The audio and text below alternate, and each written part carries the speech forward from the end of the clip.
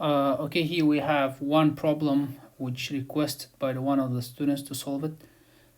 Here we have the problem is taken from the book that we are using, and this is from chapter 7 and problem number 39. A bungee cord is essentially a very long rubber band that can stretch up to 4 times its unstretched length. However, its spring constant varies over its stretch. Take the length of the cord to be along the x direction and define the stretch x as the length of the cord L minus its unstretched length. Okay, so suppose the particular bungee cord has a spring constant from 0 till the 44.88 meter. So this is a K1 constant. Okay, so we have K1 constant between 0 and 88 meter. Then we have K2 constant, which is above 4.88. Okay, this is a long bungee cord. This is a person.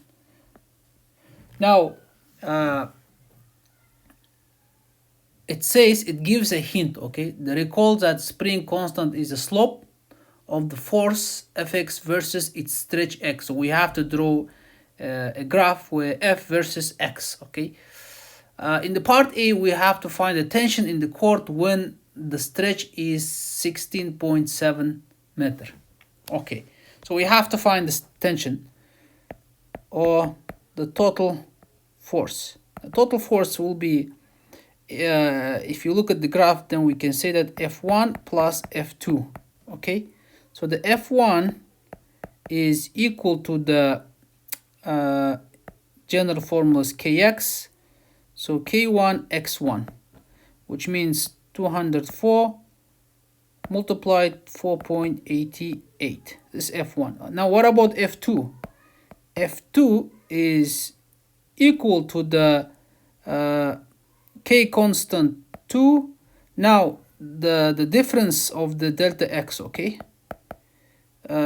which means K2 is 111 multiplied delta x is 16.7 minus 4.88. Of course, we could also put here as a formula K1 delta x, but since it started from 0, I just kept it x1. Okay, so finally just add them.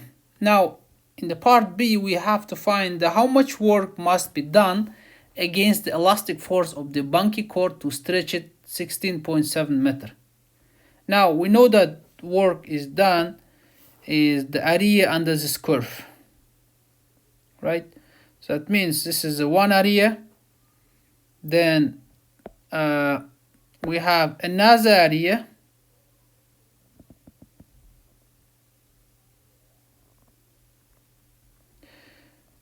then finally we have a third area. Okay, third area.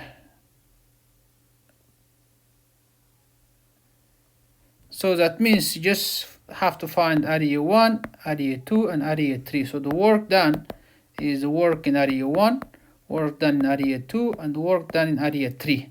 The work done in area 1 is very simple, is equal to the K1 x1 squared over 2. Area 2 is equal to the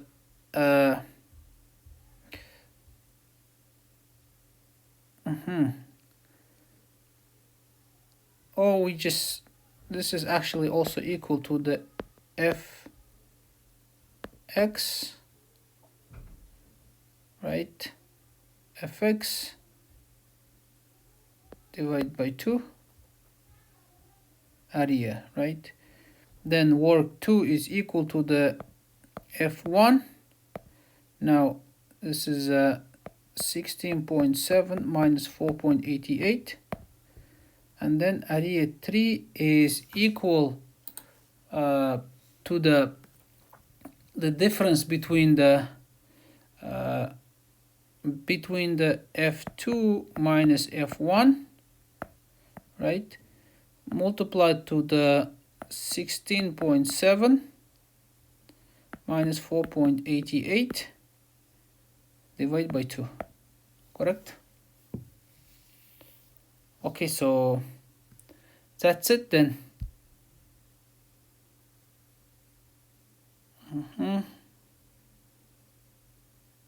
Yep, that's it.